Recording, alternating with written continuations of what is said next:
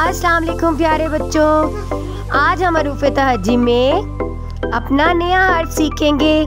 तो पहले आप मुझे बताएं कि आप हरूफ तहज्जी को लिखने की मशक अपने घर में कर रहे हैं? जी हाँ। शाबाश। तो चलें अब हम हरूफ तहज्जी का एक नया हर्फ सीखते हैं और वो है नून।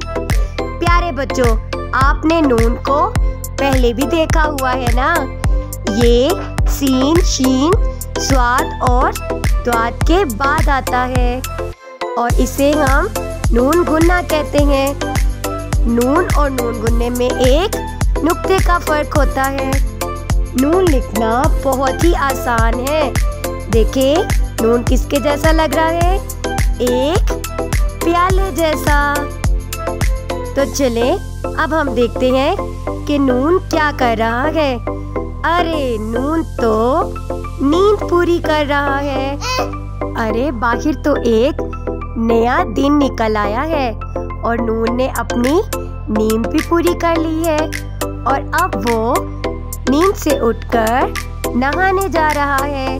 तो प्यारे बच्चों, सफाई निफ्स ईमान है।